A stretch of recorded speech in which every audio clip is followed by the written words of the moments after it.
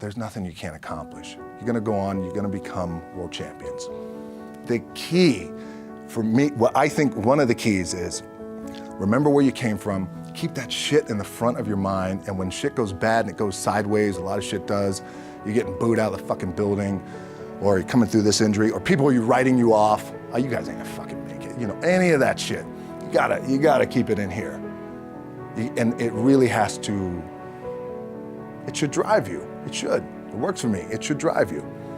You get all the talent in the world. It's all here. It's all here. Everybody's the next best thing. Everybody's the thing. Everybody's the best. It's all here. But for me, and the one thing I want to share with you guys is, and again, I mean this respectfully, is that there's no other team in the world that has this level of hype and cachet and love and sizzle and fucking magic. I'm not saying it because it's magic, Johnson, but I mean that, like, this team is fucking special. This place is special. Like this, that's fucking special. So I would recommend that you remember what was accomplished here in the past, which again, I know you guys do because it's always here. It's always being pumped in your brain. But goddamn, I want to do it better. I'd want to do it better. I don't know how that is, because they even said to me, well, how do you do it better than him? This was in 2006. I said, I don't know, but I do believe there's a better way to do it and a different way to do it. Maybe it's through social media, connectivity, global, I don't know, let me understand the market, all that. And here I am, right? And then one day you guys are gonna be there too. Look, at the end of the day, like again, it's the kind of stuff that I talked about at top is I have to hold on to my dad in his pickup truck came down 4 o'clock in the morning, picked me up in Miami from Tampa. We lived in a little shitty apartment in Tampa. He drove down in his little pickup truck to Miami to get me when I was cut from the CFL. I was driving up I-75. I don't know if you guys are from Florida, any of you guys, if you know, I-75 is like, especially down in Florida, Alligator Alley. I'll never forget it. It's 4 o'clock in the morning. And I thought, well, fuck. I leave home like you guys left home. I'm ready to tackle the world, to get after it, achieve my dreams and goals. Fucking crushed by 22, 23 years old. Now I gotta move back in with my mom and dad. I played on great teams though. Wait a second, this is not supposed to be my future. I'm supposed to be in the NFL right now. I'm supposed to be making a lot of coin and buying my parents shit, buying me shit, taking care of my wife, but it never happened. So I pulled out my wallet, I thought, well, let me see how much money I have. I opened it up, I had a 5, a 1, and change. I'm not fucking around, well, at least I rounded up to $7. But I thought, God, ain't this a bitch? I got $7 in my pocket. Where the fuck do I go now? What do I do? I can't go back to CFL, because you know, the point comes where you hear that voice, big run's over. Like, you're done, right? So I heard that voice. So as Coach was saying, man, I hold on to that shit. I'm telling you, my back is up against this motherfucker. We laugh, we joke, we have a good time. Press is always fun to do. Sometimes you gotta make it fun. That's another thing. You gotta do your best to make press fun if you can. But my back is still up against this motherfucker. I do not forget it. So Coach was saying, like, you're gonna go through challenging times as a team. You guys are on the come up, you're on the rise.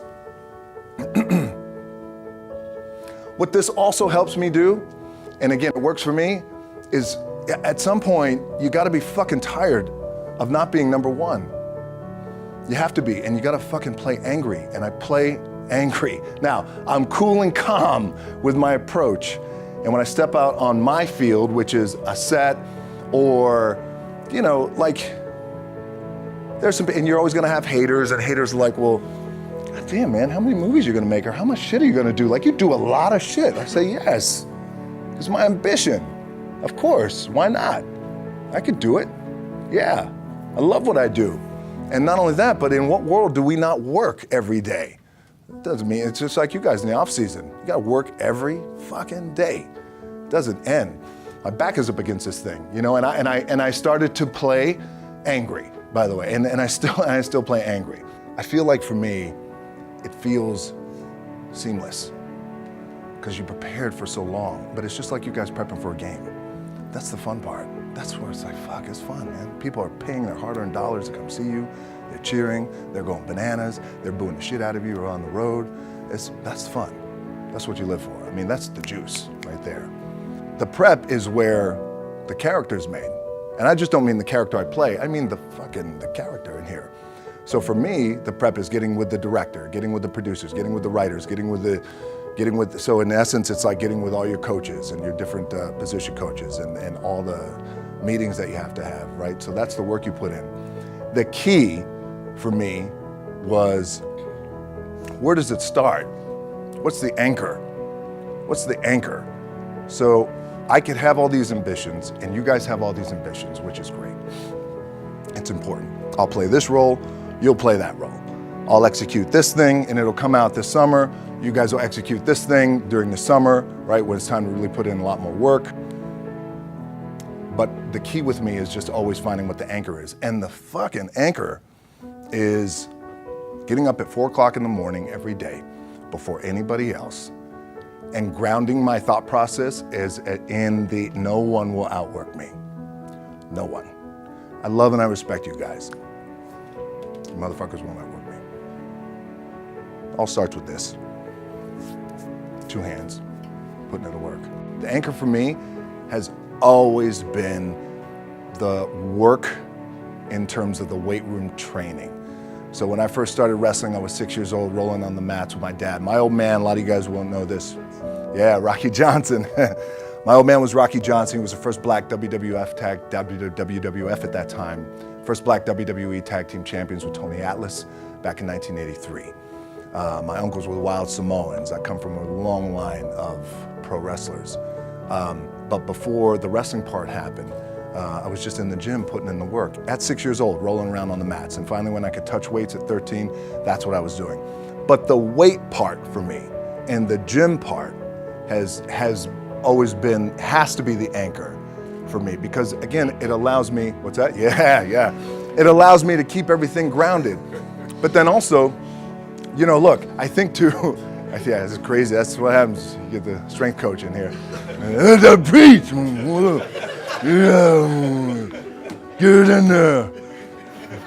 I went to Gunner's gym one time. We first moved to LA about a year ago, man. He's like, come here, DJ, look at this thing. He picked this thing up and I was like, God damn, man, what? And there was a pulley here and the thing coming out of the fucking garage there. Like, look at this, it feels good, right? Like, I can't.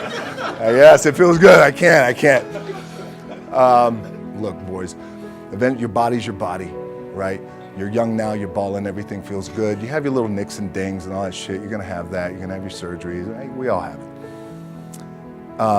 But eventually, and I promise you this, the one thing that will never, ever, ever go away is you get your ass in that weight room and you put in the work. That's gonna happen when you're 30, 40, 50, 60, 70. That never goes away. You get on the court, you shoot some shots, but you're gonna wind up right back in the weight room, right? Right back in your spot.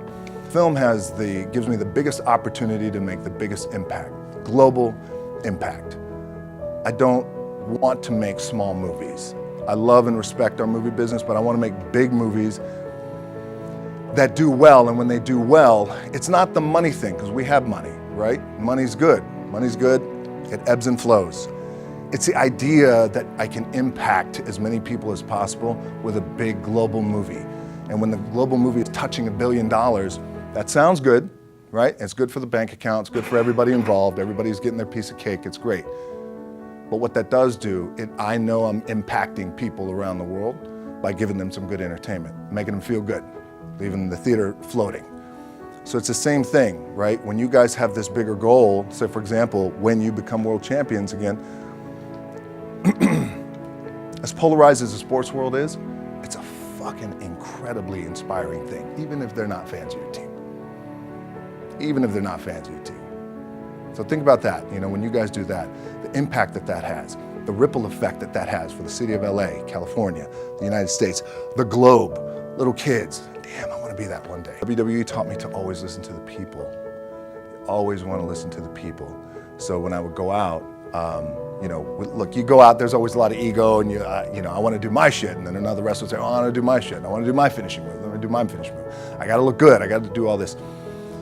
My last match in WWE, I'll share this with you guys too, is that, again, because there's a little bit of takeaway here from all this shit, is I wrestled John Cena. And I went in, I think it was 2013, I went in WWE champion, and we went in MetLife Stadium.